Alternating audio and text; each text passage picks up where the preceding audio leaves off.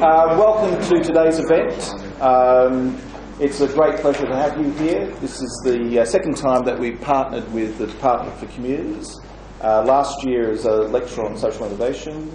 This year it's a lecture on social enterprise. So that's a great opportunity. And Jenny Perkins, who's the Director General of the Department, is here today.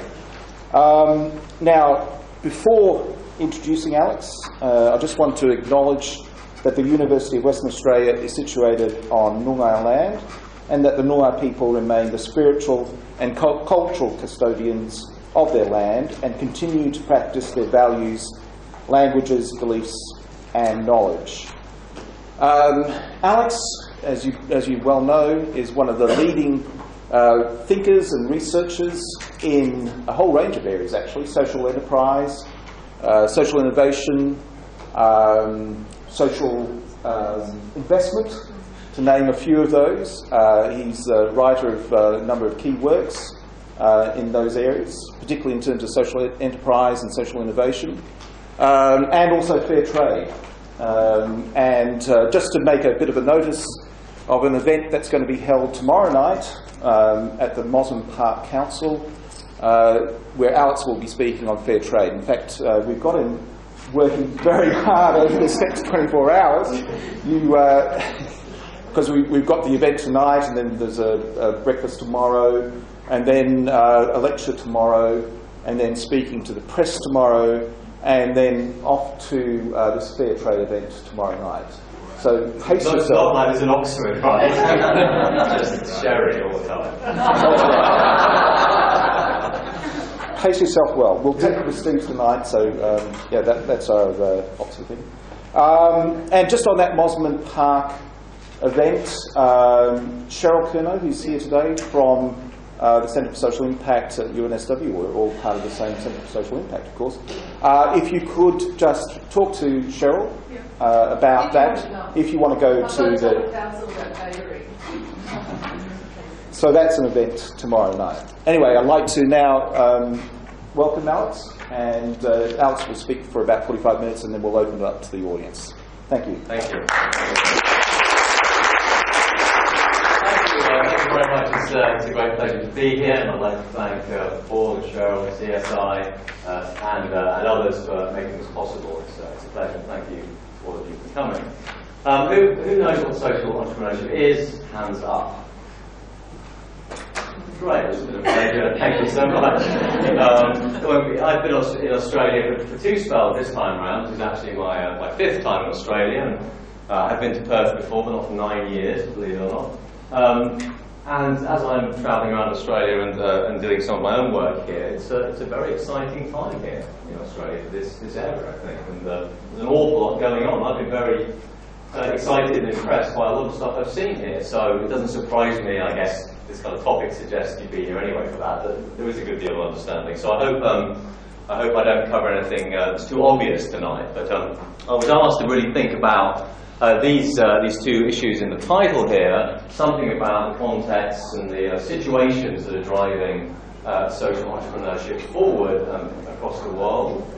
Something then about challenges, and in the middle I'll have a kind of sandwich where I'll talk a little bit about how we might conceive of social entrepreneurship, and forgive me, this will be a little bit about definitions, but hopefully I'd rather raise some issues about definition and just get hung up on exactly what it is or what it isn't, but we'll see how we go. I've kind of got quite a few slides. I'll skip some of the pictures, so we'll see how we go, but I'm very keen to let us have some time for conversation.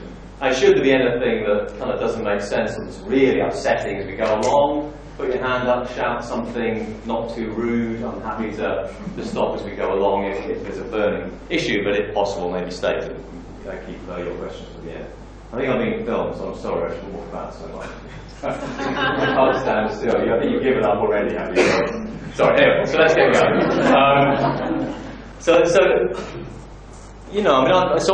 I've been working in this area as an academic. I've been very fortunate to work in this area for about 8 years now. But I've had a personal interest, I guess, in the kind of social entrepreneurship programs and issues that many of you probably know well in your own work. So I've had a while to think about it, but still I think we have to go back to some big questions.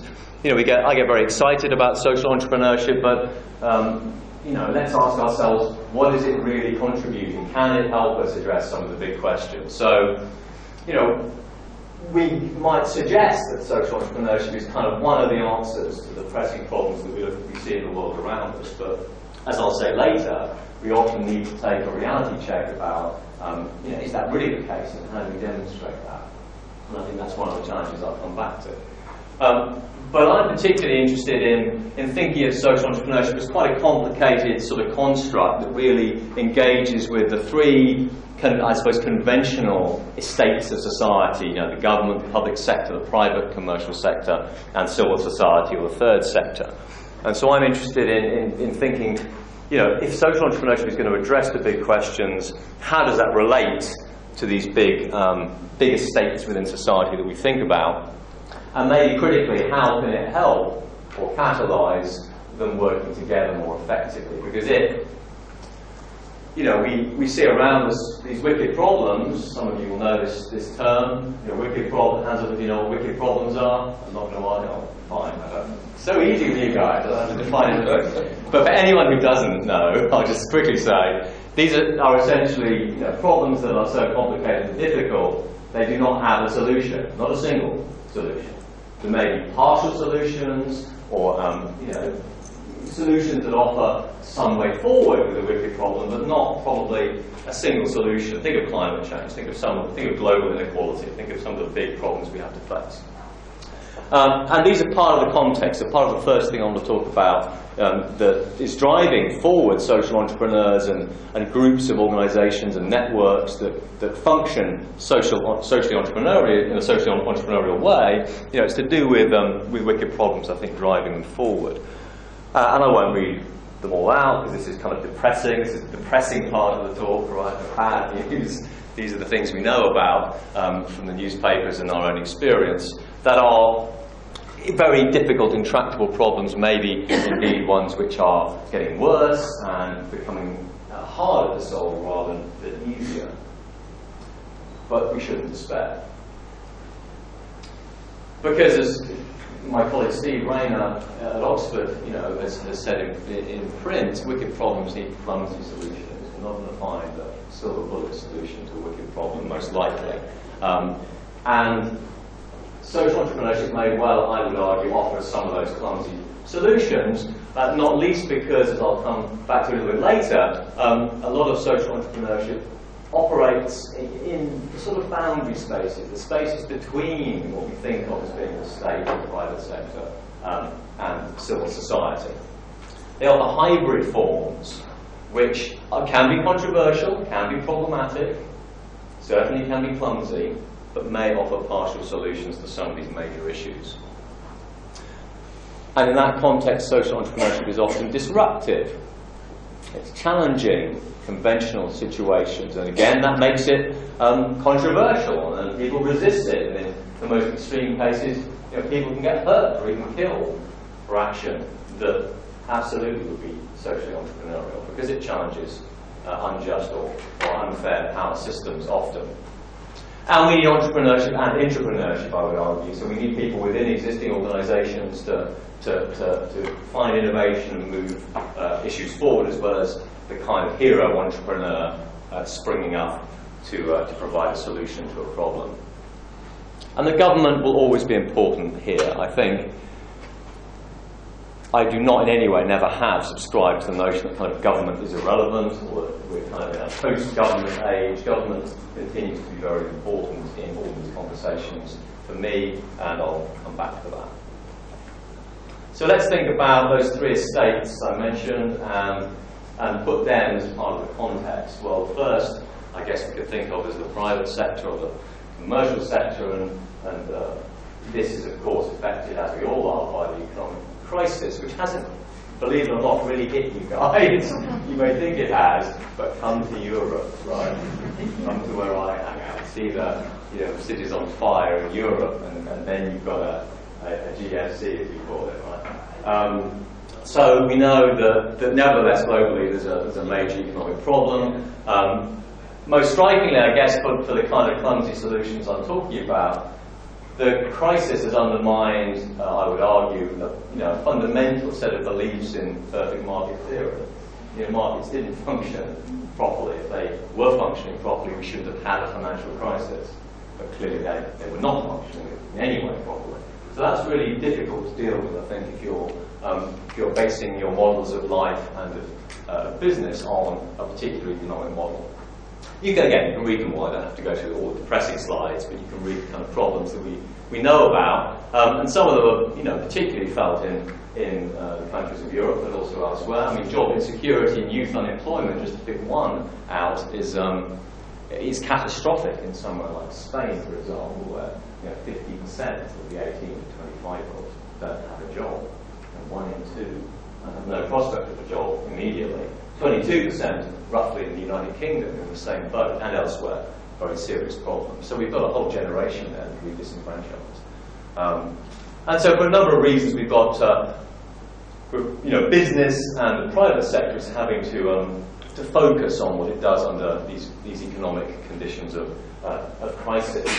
And what has that driven? That's driven a kind of public discourse around capitalism is in trouble, we need a new capitalism. And that's these are a bit parochial, I'm afraid, these are mostly British examples, but the Labour Party calls for responsible capitalism. Cameron belatedly signs up to the Occupy movement, just as it's being forced out of St Paul's cathedral yard. The Prime Minister kind of said, yes, maybe this stuff is not so good. Obama attacks Republican economic theory. It's never worked. What a great quote. It's never worked. And there's a climate. Eunice, the founder of Grameen Bank, the father of microfinance, Nobel Peace Prize winner. Capitalism has degenerated into a casino. Even our very own Sir Richard Branson, capitalism has lost its way. So when you've got Branson and co saying this kind of stuff, how will we take this? How cynical we want to be? It tells you something about kind of the zeitgeist. Something's going on here, right? Which is non-trivial. And we get books like this. Anyone read the New Capitalist Manifesto? It's a fun read on a plane. This is the only thing you need to read, so you now don't need to read it. This slide, I won't go through all of it, but this is the kind of thinking that is becoming very common. And we've set the context, is what I'm going to say here, for the kind of private sector, social entrepreneurship, if you will, the more commercial social enterprises. And what this is showing really in the two columns towards the right, centre column. The right-hand column is we have, in this analysis, the kind of industrial capitalism that to some degree we've all grown up with, and we have a kind of new constructive capitalism model. And of course each of these different areas of action on the left, Hack is suggesting we have alternatives. And some of these are hokey and a bit ridiculous, like, goods and betters, maybe not Umar, maybe not. But, some of this stuff is more interesting. Value chains, value cycle, right? The idea that the real value of a supply chain will be its capacity to recycle resources, not just to extract the maximum value out of them in cash terms. I mean, that's not such a dumb idea, right? We all know that has economic value these days, and so on. So you can read through this in your own leisure, but I think these are all indicators of a big change. The CEO is the top person's airport read of choice. HBR, in January of 2011, how to fix capitalism, creating shared value, right? This is their big agenda. It's a big idea. They call it a big idea in HBR. So it's a big idea some of us might have been having for a while, but it's arrived in HBR. And that's non-trivial again. I'm being kind of flippant here, but the fact that it's got to this type of publication is non-trivial because it means it's on the desk of most CEOs, most big corporations who may not have had any idea what fair trade or sustainable supply chains look like. And now it's there in their face. So, non-trivial. The kind of thing Cafe directs fair trade coffee companies, the number one fair trade coffee company in Britain, have been doing for years, thinking about how we integrate our producers better into supply chains, push more value back down the supply chain. Now, that's in Harvard Business Review. Although they're kind of critical of fair trade. If you've read this piece, But that's because they don't really understand it, I'm afraid. But they name check it and recognise it. So this is big stuff. So what's happening? Well, on the private side of the spectrum, we're seeing new market opportunities are being grasped. The so-called bottom of the pyramid. The idea that the poor, the very poor, are not interesting as individual consumers to most corporations, but as a group, they are, because there are so many of them.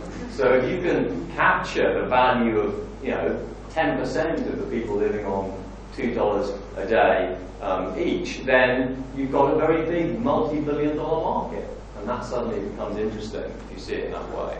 So bottom of the pyramid sectors are allowing sort of the private sector to engage in different ways with, well, at least might set up a social entrepreneurial agenda. I'm not suggesting this is all social entrepreneurship in itself. And there are others, new welfare markets, as governments retreat, are creating opportunities for social enterprise and social entrepreneurship. I'll say a bit more about that in a moment. And some of these others, you can read them. And we could come up with a much longer list, I would suggest, as well. These are just indicative examples of where the kind of market, conventional market, is having to respond to all those criticisms I just showed you, but also its day job is to try to make money, remember, so to try to find market opportunities in and out of this crisis. So government, where's government in all this? The kind of second biggest stake. Well, government's had a welfare crisis for some time. This is from Charlie Leadbeater's Rise of the Social Entrepreneur, one of the first kind of pamphlets about this idea that came out of the Demos think tank in London in '97. You don't have to read it all, but essentially Charlie, even at this point, was picking up the need for a very different sort of welfare, not a kind of knee-jerk privatisation, but what you would call problem-solving welfare, a different kind of more innovative welfare system. And this has a long history, right? This kind of reform goes right back at least to the 80s, if not before. And this will, and this is, again, forgive me, probably a sort of US, UK, European categorisation. I suspect in Australia, from what I'm learning, a good deal of what was kind of happening down here probably happened up here.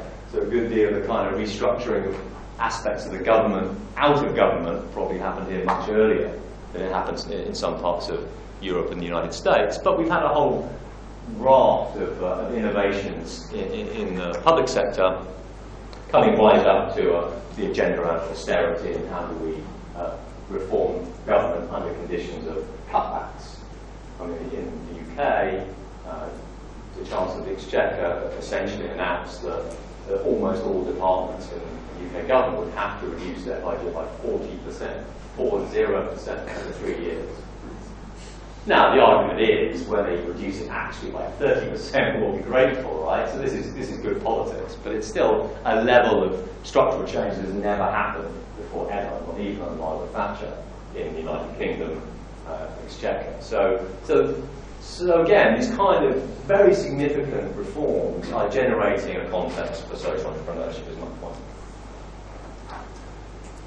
So what can government do? Well, it can do all of these things in terms of being proactive in the face of these challenges and changes. And here in Australia, I can see a good deal of this happening. It's certainly happened in the UK, where government said, given these problems, we need to support and encourage social enterprises in this sector, because it's going to play an important role in helping us reform government. And the various levers government can pull have been variously pulled in different countries in different ways. So whether it's direct investment, whether it's new market creation, whether it's tax changes or regulatory changes, to some less or greater degree, all of these are being tried out in different countries, supporting capacity and R&D.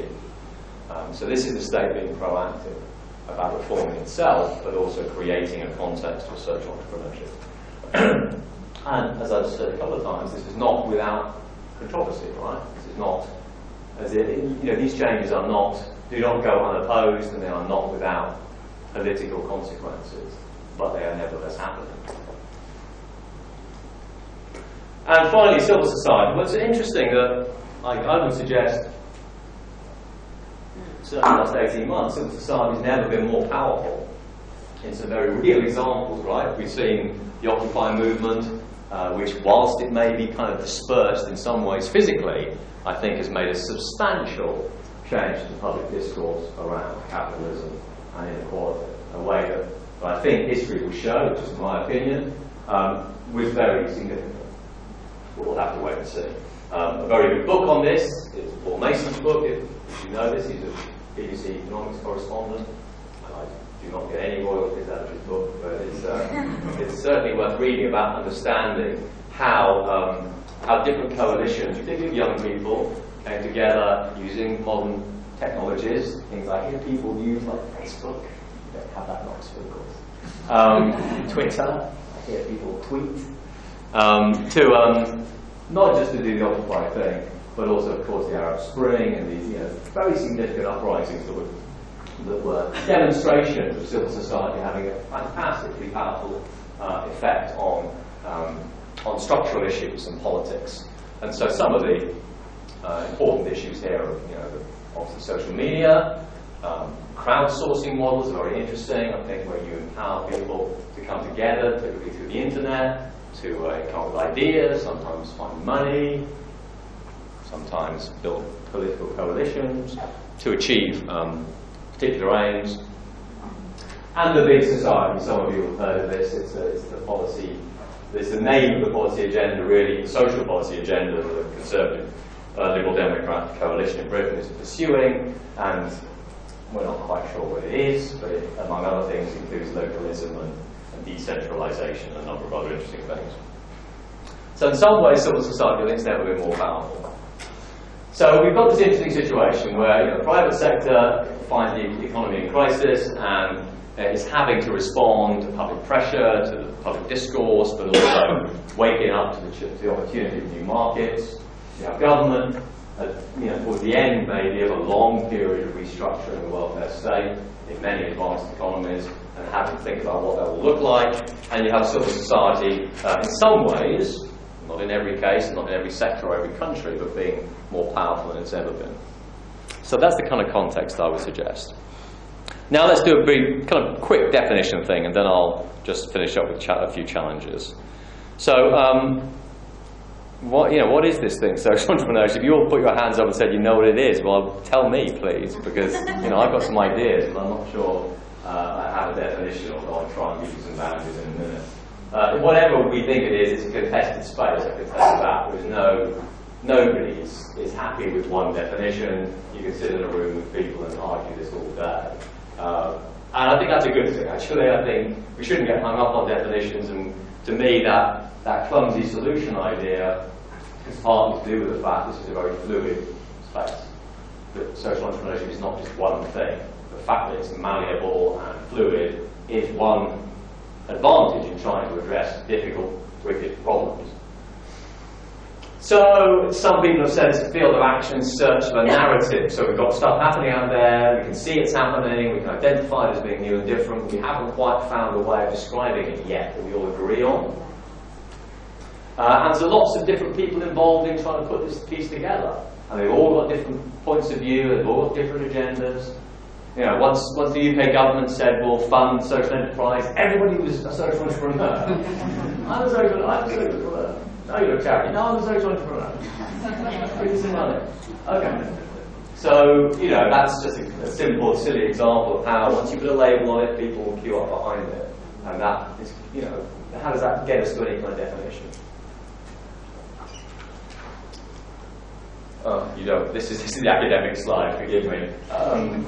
Just to give you some quick flavour of how some people have been describing it in the academic literature. So it's the leadbeater, welfare focus, it's a solution to state failure. There's the new market opportunity discourse that I mentioned.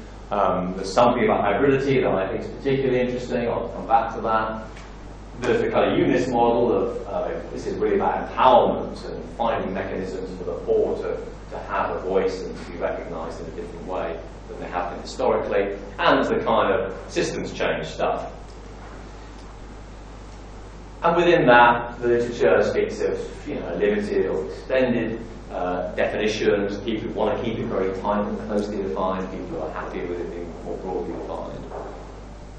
And these various definitions, all not unsurprisingly, are to some degree in tension. No, it's my definition's right. No, mine is right. No, I'm right. So this is the nature of the discourse. It's a clunky and still ill-defined sort of discourse, but there are various camps within it. Also, what you're getting are people with influence and power playing in the space, and this is particularly interesting to me, and also maybe a bit frightening. So here, let's just drop to a few pictures. I won't tell you who they all are. Maybe just shout out. Who are these people? Anyone know who these people are? Bill Drayton. Bill Drayton. Who's Bill Drayton? Ashoka. Founded Ashoka. Some people know Ashoka. It's a global fellowship of social entrepreneurs. So Bill, has his vision of what social entrepreneurship could be. He supports it. He puts money behind it, and that's the Ashoka vision. But there's also Klaus Schwab, who founded the World Economic Forum. Also then founded the Schwab Foundation for Social Entrepreneurship. They have their definition and their set of rules.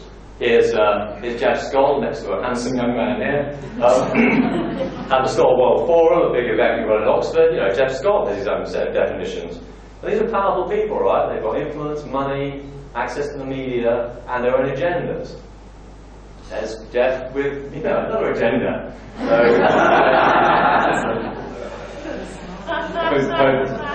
Don't tell him I said that. Yeah.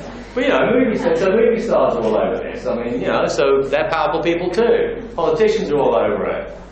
As Obama, just before he was elected last time, one of his big stump speeches just before the last presidential election was about social enterprise and how important it was, and so on. Here it's, if you like, more of the grassroots people, more of the people, the activists. There's Eunice again, another. Do you know anyone who these people are? Jared? No. It's Elabat, I can't pronounce her name very well. Elabat, who founded Siwa, which is a women's empowerment and entrepreneurship organisation in India. And Fazal Abed, who founded BRAC, the other big Bangladesh microfinance and services organisation. So, we've got people who are more like activists, people who, I won't name all the names, these are sort of people I know from my travels, so people who are out there doing it, in the field, challenging problems, providing solutions, empowering people. Social entrepreneurship about these guys, or is it about the movie stars? Is it about the powerful, the Klaus Schwabs of the world? It's about financiers. Here's the Skoll World Forum in 2009. There's a panel here with Matthew Bishop from The Economist, one of the lead writers in The Economist, and others. Jan Piercy over here, Sir Ronald Cohen, the founder of the British private equity sector with Apax. They're very interested in this stuff. So, do they own the sector? And there are academics, and there are thinkers. Some of you will know Jeff Mulgan. He's always here. I speak as a friend of his. So what I'm just trying to say is that just the level of people who are exploring and setting agendas for this stuff. There's a very diverse group of people, and they all have different interests and reputations and authorities. Here's just a list of some of those founding organisations that are playing a role in building the field. We've mentioned Ashoka. Red Hat here is a big sort of venture philanthropy fund, they call themselves, in the west coast of America. And I won't read them all out. Here's Schwab, here's Skoll, here are some UK examples, here's when they were founded. And they all have big influence on this field. We know they're almost all kind of American, European, not many Indian, Latin American, African organisations here, setting the agenda, setting the terms of reference. Complicated slide, I won't go through all of it, but what this is saying is that, this is from just some stuff I published a while ago, is that really if we think about different types of organisations on here, this side, so foundations, fellowship programs like Ashoka, government, so on. Each of them have different sort of agendas that it suits them to push forward for social entrepreneurship. And so the kind of definitions and models that each of these individual sets of organisations are going to put out there in public, I would argue, this is slightly biting the hand that feeds me, because I'm have been funded by the Skoll Foundation. Yeah, but they're going to put forward a model that suits their own legitimacy. They're not going to support a model of social entrepreneurship that makes them look bad, right? So, and you know, it's going to happen. This is not as if this doesn't happen in life, right? But when we're trying to look at definitions or understand this field, we just have to be open and honest about what's going on, is my point. We should not assume that these definitions and these magic individuals we see in the movies on the television sort of come out of nowhere. They're put there by people who are trying to suggest something. And we just need to be honest about that if we want to understand what we're looking at. But having said all of that, I do think we can begin to define this a little bit. And I would put kind of 3 or maybe these 4 boundary conditions around what social entrepreneurship could be. It still gives us a big tent. It still means we've got a nice extended definition, which I would support. But it does give us some kind of orientation. And so it's these 4 things. What do I mean by them? So sociality, sort of jargon word, I'm afraid. Typical business school. Just kind of means, it's trying to get away. The reason we came up with this term is because it was just too ridiculous to say, well, social entrepreneurship is what it is because it's social and it's entrepreneurship.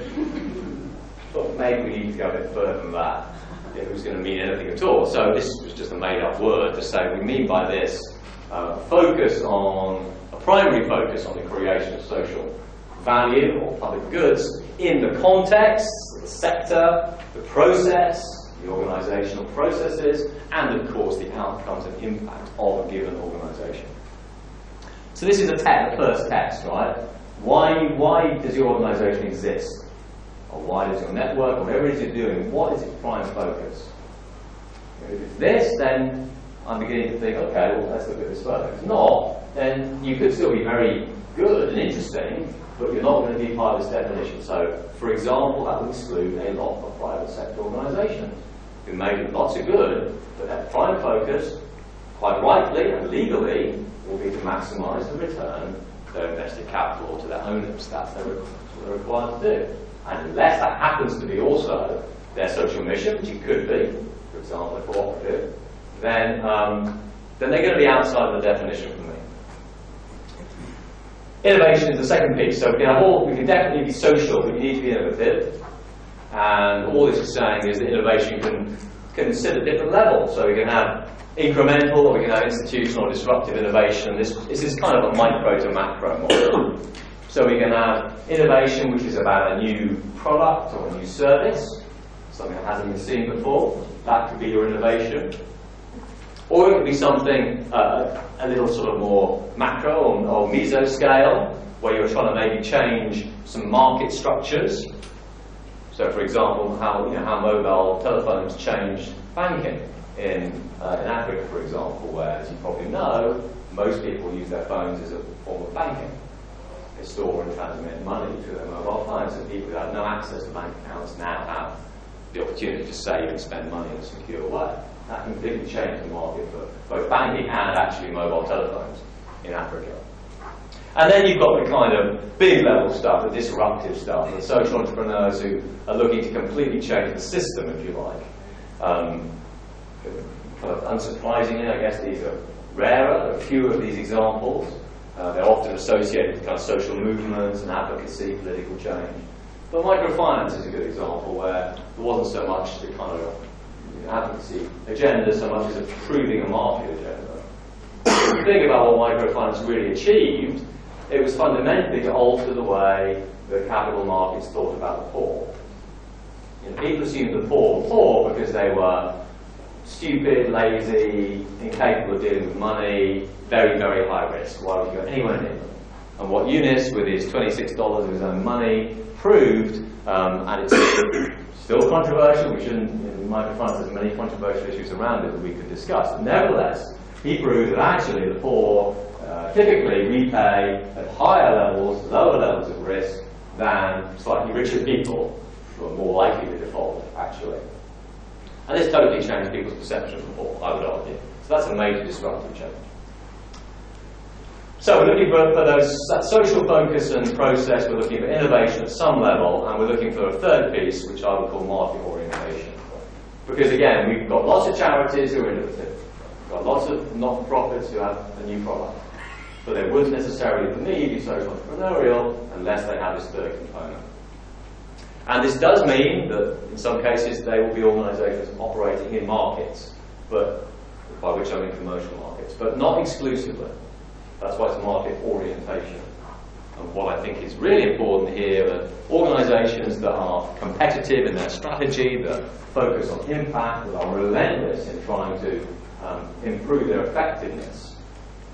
These are the kind of market-oriented aspects that I see all the time in the field when I go and meet social entrepreneurs. They're never satisfied that their current project is good enough, is reaching enough people, is having enough impact. They want to measure it, test it, get better. And with the greatest respect to many third sector organisations, that is not the case in lots of charities and not-for-profits I go and see as well. We can, I'm not attacking the charity sector at all, but I'm saying I don't see that level of performance thinking in lots and lots of conventional charities. So that's a key differentiator. Not to say charities are important, but to say they're not social entrepreneurial. For me, they don't demonstrate that. Okay, hybridity. I'm going to speed up. I've only got 5 or 10 minutes max to talk to you, and then we want some questions. Also interesting. For you. Hybridity, so the fourth important, it's not so much a boundary condition. I think those first 2 things are the kind of boundaries I would set to say you're in or out of this social entrepreneurial space, given there will be grey areas and there will be, stuff that could be in, could be out, accept that. The hybridity, in fact, is more a kind of product of those 3 areas coming together. And this really just does what we were talking about earlier. It says we've got 3 kind of ideal type sectors, and the truth is these may never really have existed in reality, there may always have been some blurring, but we can put them at each apex of this triangle, and we can remind ourselves that they have different characteristics. So, we have public versus private. When people sometimes forget that civil society organisations are private organisations. You talk about the private sector, well, that includes the third sector. It may not be commercial, but it's private, because it's not state. And we can cut it different ways, profit, not-for-profit, formal, informal. But what gets interesting is where we get activity kind of along the line between these ideal types. What happens here when the 2 come into collision, or here? So we can get things like public-private partnerships, that we're probably very familiar with, where you get a bit of state, a bit of commercial organisation trying to work together. Often they don't. Sometimes there are major problems with that, but there's often innovation. We get social enterprises in another space, businesses with a social purpose. We get a shadow state model in the other space, where social enterprises or community organisations maybe take over from government, or replace government, or act in spaces where government should be, but government is not, particularly in failed states or countries that have significant political problems. Think Bangladesh. In Bangladesh, BRAC and Grameen together provide basically all the welfare services, not the Bangladeshi government. Health, education, financial services, manufacturing, pensions, all provided by private social enterprises, with no connection to the state at all, because the state has failed there in those areas of provision. That's problematic, right? Because BRAC and Grameen don't have any democratic mandate, so we could be uncomfortable about that, but that's nevertheless what's happening, and there's innovation around that. So we're getting all these new hybridities that are coming out, I think, of this sector, and as a consequence of all that contextual stuff we set up, new types of markets, new products and services, new supply chains, new types of structures. We've covered a good deal of these already. So these are some of the concrete examples of that hybrid space, which is particularly, I think, inhabited by social enterprises, I would argue.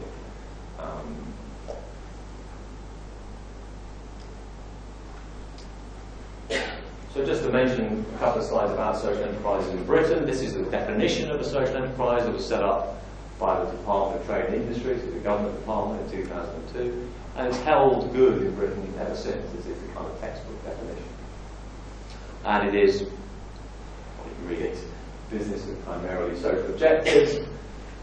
And then there's an interesting point about whose surpluses are principally reinvested for the purpose in the business or community, so it's not designed to be attractive to shareholders particularly. And this is problematic in terms of investment, of course, but this is the model.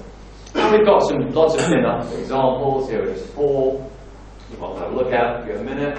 So we've got Hackney Community Transport. This is a successful social enterprise that delivers bus services and then takes its profits to deliver discounted or free community transport. People that have access to transport.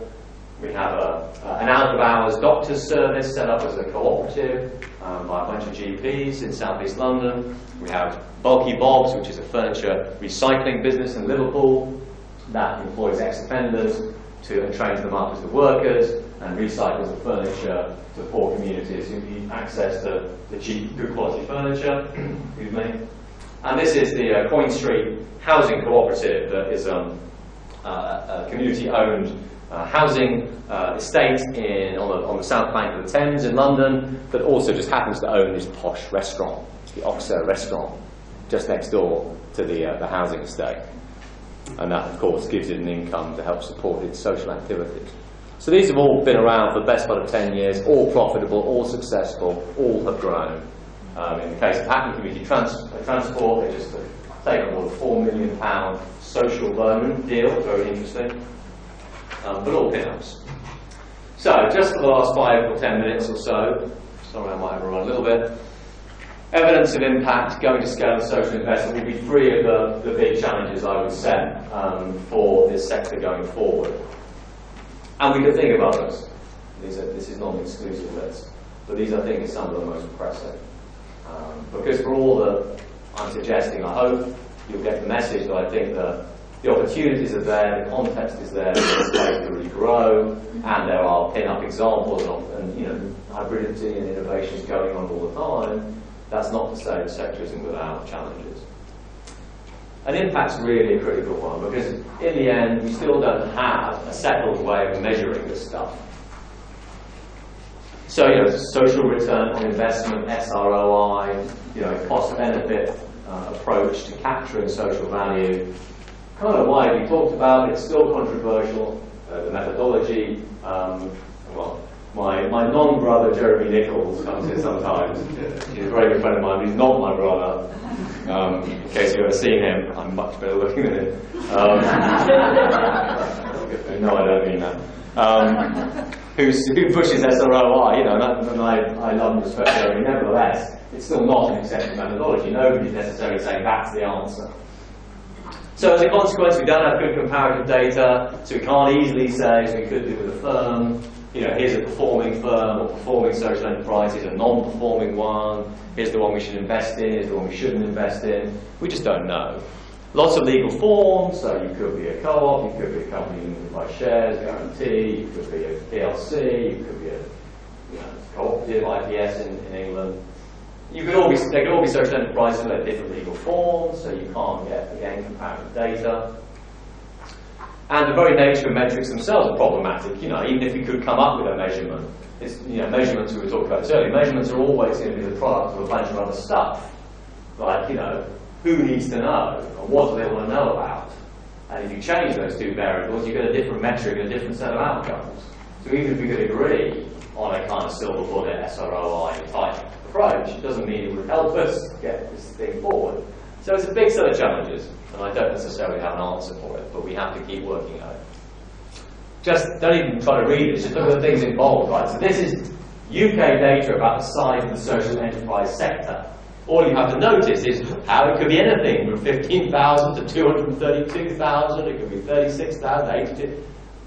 This is to my point. Even just measuring the number of social enterprises in Britain is so difficult that the figures are almost meaningless. Because of these legal forms and everything else. So data is a real problem. Second problem, going to scale. If we want to seriously talk about clumsy solutions to wicked problems, and if the wicked problems are of the order that we set out at the beginning, scale is going to be important. Because these problems are big. But going to scale is very difficult in this space. The evidence tells us that. And that's not kind of opinion, that's a fact. Because most of the organisations that have supported social entrepreneurship for some time don't have many examples of organisations that have gone from being this big to this big. Doesn't seem to happen. You know, microfinance, fair trade could be exceptions, but they are very much the exception, I would suggest. Although cooperatives are an interesting example. Cooperatives are still very important globally, but always have been. That's not a new phenomenon. And there are various ways we can think about it. There's a model called Scalers, which is a model of going to scale established by my colleagues at Duke University. You can look at their paper on that or Google it, about the different barriers you need to address in order to get to scale. But investment, accessing mainstream markets and competing in them are some of the issues. And then there's a fundamental question about what is it you're scaling. There's a kind of lazy assumption that scale means your organisation gets bigger. But surely that's not what we're about in this space. We're about getting bigger in terms of our impact, getting bigger in terms of what it is we achieve. And that may be the opposite of getting bigger as an organisation. Getting bigger may make you less impactful. And it's a lazy assumption to assume equally that you get cost benefits in scale economics. It's not the case that by getting bigger, your per unit cost gets less. It may stay the same or get more. If you're helping individuals and you want to help more, that doesn't get any cheaper. It may get more expensive.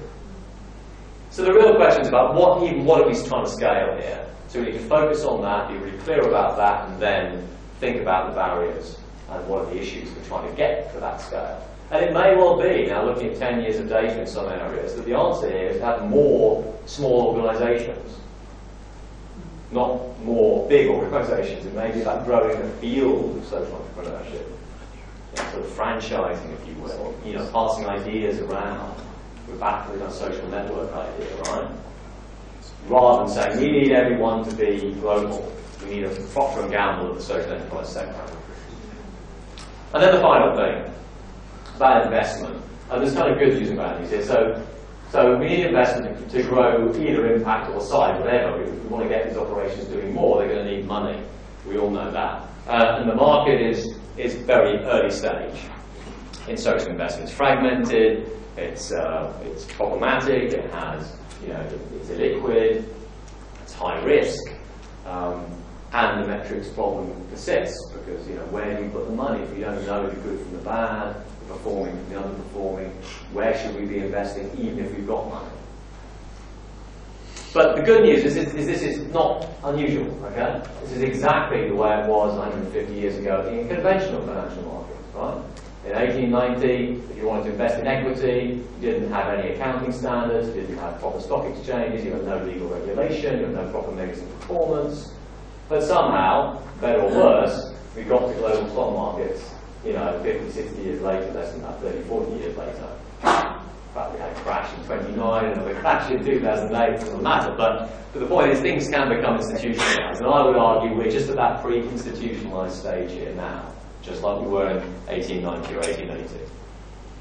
All this stuff is happening. Impact investing is a new, exciting thing everyone talks about in social investment. Lots of reports being churned out by people like Rockefeller Foundation, JP Morgan, Young Foundation, Bridges, others. A lot of sort of heat about this, maybe less light, we'll see.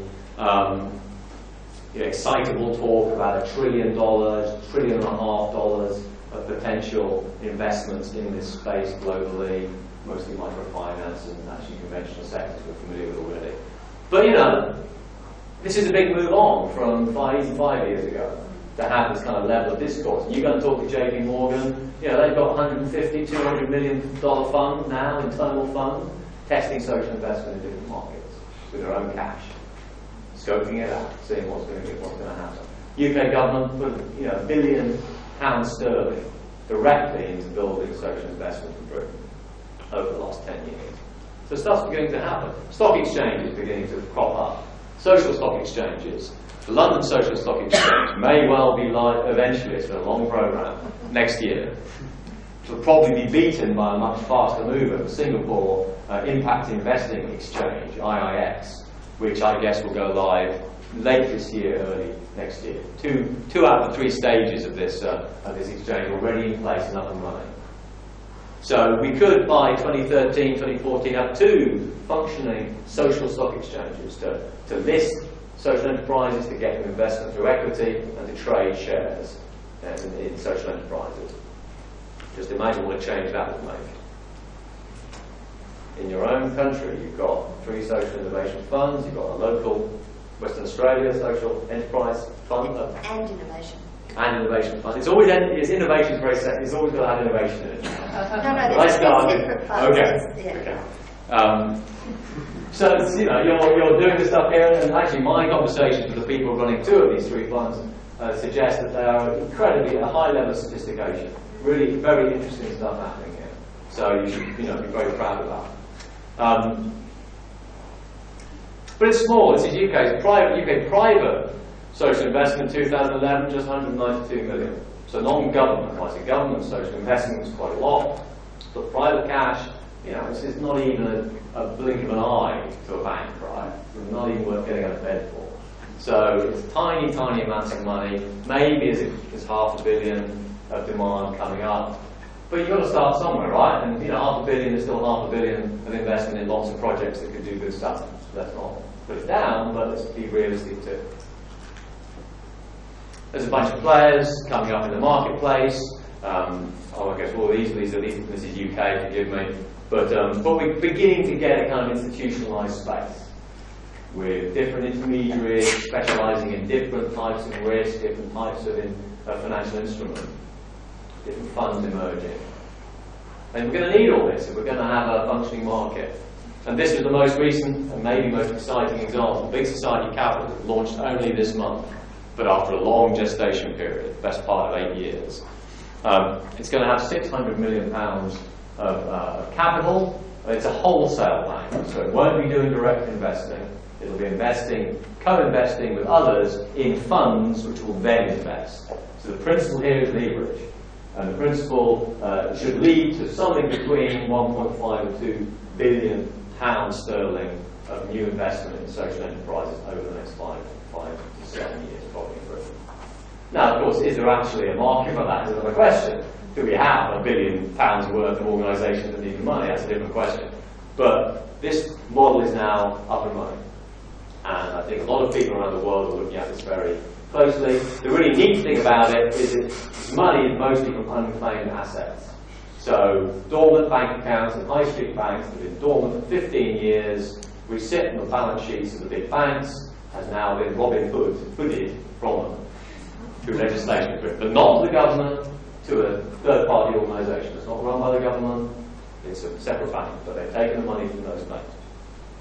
But it's not without controversy, so I'm going to wrap up now because I've overrun. But so this is one response to it, just after it was launched. Now I won't take you through exactly what this image is showing you, but it's telling you something about how society is burning in flames while our Prime Minister floats high above it all in his big society capital object. You can make of it what you will. So it's not without controversy. So people are, when we talked about hybridity before, remember, this challenges the status quo, and I think, broadly speaking, I think big society capital is a very exciting and interesting opportunity, but we have to be aware that it may play a role in changing structures in society which many people, possibly including me, would see as problematic. So none of these things are simple as the answer.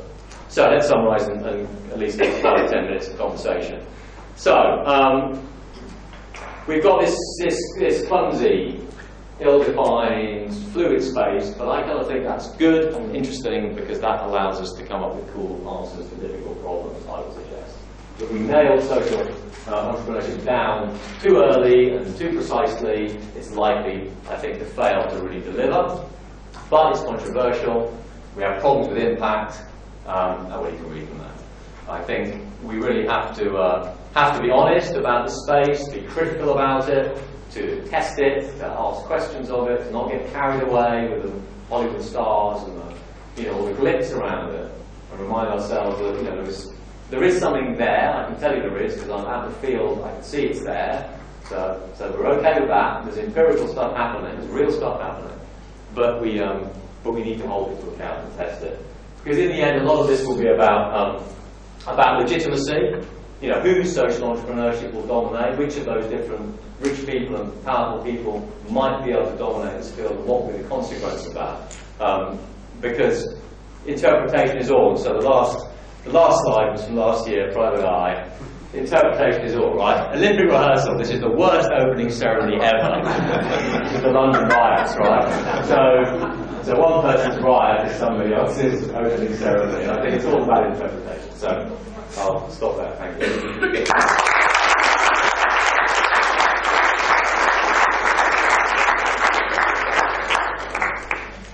Great. Well, we have around about 10 minutes for conversation. Tobias, he's got the microphone at the back. So if you want to ask a question, put your hand up, just say who you are, and ask the question. I'll kick it off quickly with a question, Dr. Nicholls, about sociality, and you talked about the primary focus being either social value or public goods. How do you define social value? Well, you want my sort of glib answer or boring? Soundbite. I still going to sound boring. It's a socially constructed phenomenon. So social value will be different in different contexts. So it's not for me to define it. It's for the local culture or society to define it, and it's often defined by means of kind of. Sorry, it's all jargon, normative legitimacy. It's about what is acceptable, what do people see as being the social in a particular context. And while that may sound all very convoluted, it's actually not that hard. I mean, people get most of this, right? I mean, I think people understand instinctively in a given setting when something's, an organisation or a project or a set of activities are broadly pursuing a social good agenda and when they're not. And there are grey areas. So I can't give you a simple answer to that, but I think it's possible kind of in a court of public opinion in most states to begin, to kind of know where you are with it. But I don't think it's a simple answer. There never are, right? Thanks, Alex. That's wrong. You spoke a bit earlier. When I looked at all your statistics, particularly on the 99% of the social enterprises are small, and some of the other things you showed, I begin to think about what lessons can we learn from the existing small business sector. Because a lot of what you point out here is very similar to that. I mean, I've done a lot of research in that area. I mean, lack of definition, many of the things that you raised, and in that area you get the same kind of problems. Very small groups, not enough focus of concentration of capital, and unfortunately some of these funds that get raised, and we've been through this cycle before in the past decade, where they try to kickstart innovation on for-profit businesses. Now we've got a different type of government with a focus on social providers. So what lessons can we learn from that? Well, it's a great question, and I'm not sure we can learn simple lessons. I think you're absolutely right to point out that the SME universe shares an enormous amount of similarities with the emergent social entrepreneurship space. Maybe what we can learn is that there is a role for policy here. It's not always successful, but I do think we've seen, at least in the United Kingdom, some government policies which have been supportive of SMEs. So we can think of particular fiscal policies to encourage startups, to encourage development of SMEs in regional areas that are particularly depressed, for example. There's some evidence of that being successful. But it's a really difficult thing because opinions differ on this. So, I mean, personally, I'm not sure you can kind of teach entrepreneurship. I think people either have it or they don't. I think you can encourage it and you can nurture it and you can create conditions where it flourishes better or worse. I'm not sure you can just make entrepreneurs. So I think I see this as a policy agenda, but aligned to that would be the other institutions we've talked about. So policy could include the investment of particularly the directing and building incentives for investment in this sector or in the SME sector. But maybe one lesson is that policymakers don't always get it right, and the experimentation will be key, and piloting maybe is key. I mean, the other thing government does very badly, I think, at least in Britain, is pilot stuff. So it kind of has to have a policy for everything, for everybody, or not a policy. And I think actually more nuanced policy making around some of these issues that try different things simultaneously and learn from failure will be a good thing. So it's a kind of woolly answer. I think the key thing is to say, you're absolutely right. So maybe you should give me the answer. I don't know. I think there's a great similarity. Yeah, my name's Robert Wood and I currently work as a business development manager for Martu Mining Services, which is an Aboriginal language group based in the Eastern Pilbara. In my current role, I don't want to talk too much about it, you kind of had two avenues for economic opportunity. One is sort of integrating people into global capitalism, usually in the form of mining, and the second is trying to formalise local forms of economic activity that aren't monetary. So I guess that would be microeconomic activity, analogous to micro-financial activity. So people are still hunting, but they're not necessarily selling it through stores or sort of healthy living programs. I guess my question is, how do you integrate those two things?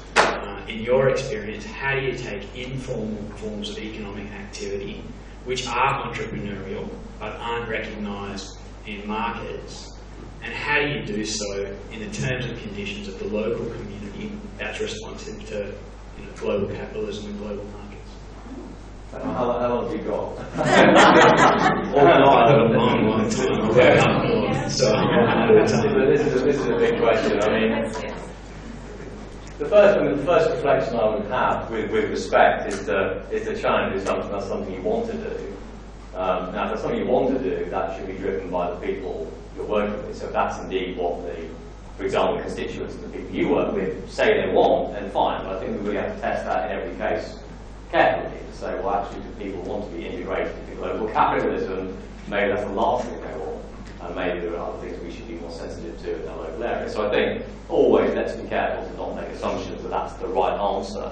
I'm not saying you do, but I think that's an important proviso, because one of the interesting things about social enterprise model, the business with a social purpose model, I could have put up a slide about all the good stuff about that, access to investment, more innovation, fleet of foot, more independence from grant makers, all the rest of that stuff.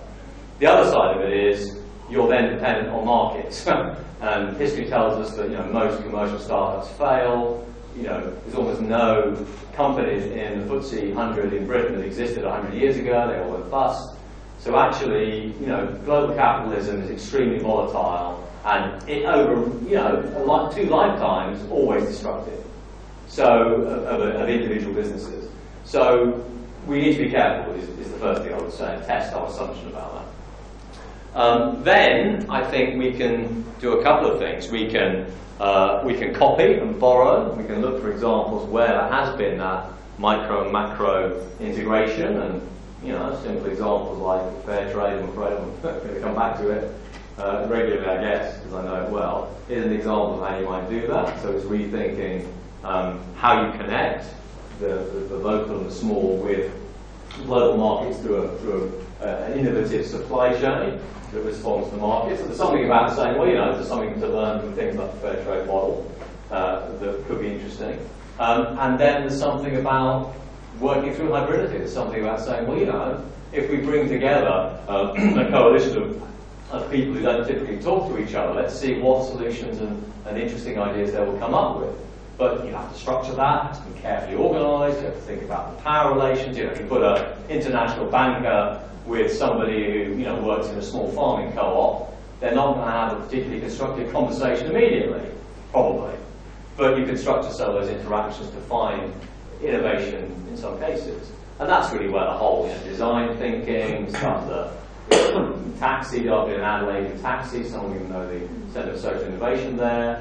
Kind of design thinking, radical redesign, some of these kind of ideas about how we prototype and redesign systems through democratic and iterative interactions between different parties. That may be another methodology. So I think you can borrow stuff, copy stuff, or find ways of engaging people to try to innovate to maybe crack some of those solutions. And one more question. Yeah, Stuart Reid. I work with the state government in the Department for Communities. I was particularly taken with the concept you mentioned of entrepreneurship, and just wondered if you could expand a little on that. Sure.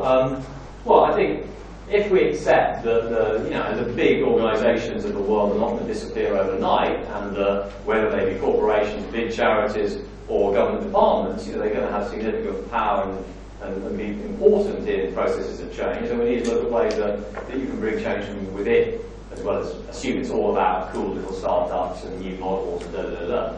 And so entrepreneurship is really the idea that you'll get innovation within existing organisations, often championed by somebody brave, visionary, stupid, reckless, inebriated, in order to push forward something that's cool and interesting. So for example, when I think about social entrepreneurship, I absolutely include policymakers and civil servants and people within the public sector as part of that conversation. I think you get social policy entrepreneurs, you get people within existing systems who have innovative ideas and creative approaches. And I think if we don't have that part of the story, we're going to really struggle, because you're not going to bring about major change and major innovation without engaging the big existing players. And I think you can try to kind of overthrow them, you can sort of threaten them and you can overthrow them, or you can try to encourage internal change, or maybe do both, actually, sometimes. Does that sort of answer it? And I would say in the literature, both in the policy literature and also in the business literature, there's quite a lot of good work already about entrepreneurship and internal change, not external change. Right, and one final question. Thanks, John. It's Adam Lehman from Jackson McDonald Lawyers. I've got a question that I'm busting to ask, so thanks for letting me get the last question in. You took us on a fantastic journey. The journey ended with a discussion about stock markets being created to attract investment in a very traditional capitalist way into social entrepreneurship. What I'd really like to know is what would be considered an acceptable return for an investor who joins, invests in one of your new companies listed on one of your new stock exchanges. Well, on my stock exchange. It's a good point. Maybe next time I do this, I'll restructure it, because that's not necessarily the message I want to leave you with. But you ask a really good question. The truth is that the people who are putting together these two stock markets are acutely aware of those questions, and they are the most difficult and kind of existential as well as practical issues they're having to address. So, for example, do we want speculation out of social good? The minute you have a stock, the minute you can trade a share in a fair trade organisation, you can profiteer on it without actually investing in the organisation at all. Because the investment only comes once, right? Thereafter, there's no investment. There's just profiteering by investors. Is that something we really want? So the earliest model of the London Stock Exchange, and this is changing with the early models, they wanted restrictions on that. They wanted to make it like a club. You could only kind of come in and trade if you were one of us. You were a good person. If we could somehow check that you weren't going to be nasty. And, I'm, again, typically sort of making light of this, but there's something in that that's not, again, non-trivial. In other words, it's perfectly straightforward to have restrictions on the investor universe that can play with your particular stock exchange. You can visit certain types of funds that can be involved, and you can require them to do due diligence about what they do. None of this is impossible. And I think that will be the case, and I think there will be restrictions to address some of these issues. I don't think these markets will just open up to look like a conventional stock market, because the truth is, if they did, there's no reason to have them. If a social enterprise could list on the FTSE or whatever the local market is in Australia, they might well do it, but they can't. So the point of this is to find a space where capital can reach those organisations, which almost by definition is not going to look like it would look in a normal stock market, because if it could, they'd be there already. So, but how those structures come into place is still a matter of debate in both of these markets, because neither is fully live yet. But they will be the key questions. You're right. Social impact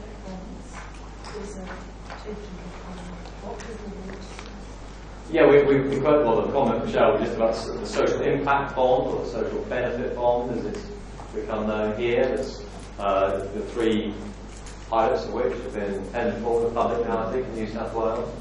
So this is, do people know what the social impact bond is? Most people know what this is. So this is what it is essentially, which is fascinating, I suppose, is it's a way of government dumping the risk on the private sector. So the private sector invests up front, government only pays back if certain social ends are achieved by the people in the middle, the social enterprises who get the money. It's a contract between those three parties. So, so the nature of return, to Cheryl's point, there is some controversial questions about what's an acceptable return for the private investment that goes in up front, say to support an increase in projects for ex-offenders, keep them out of jail, which is the first example in Britain, the first pilot. What's an acceptable level of return for the government to have to pay back to the investors if certain social hurdles are passed? At what point does that become kind of problematic, if you like? And we don't know. There's no. It's one example.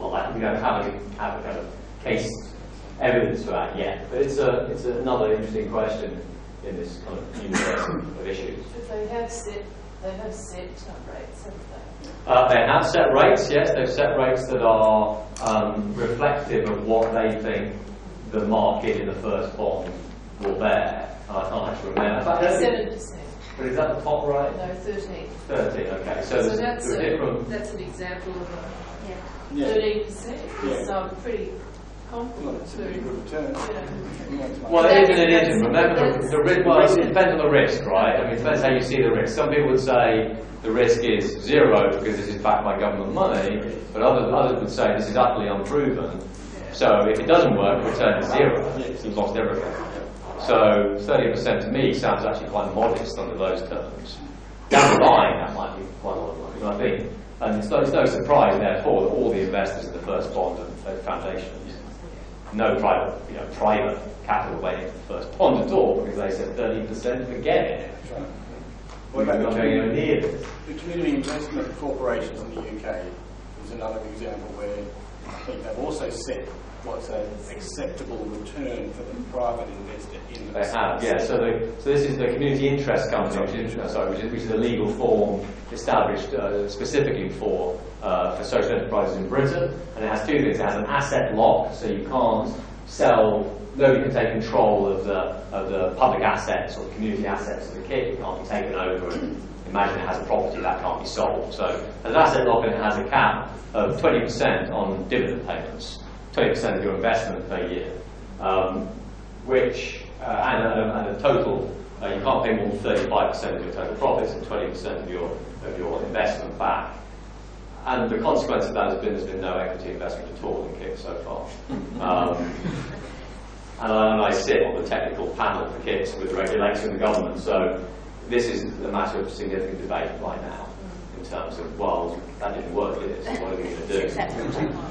We want one investment, that's not the one. Great. Well, I think we'll finish there. And before you clap, we have drinks across the foyer and something to eat as well. In fact, eat more than drink, because there's a limit on the amount of drinking that we can do here. But thanks very much, Alex. That was really informative and a great session. Great. Thank you.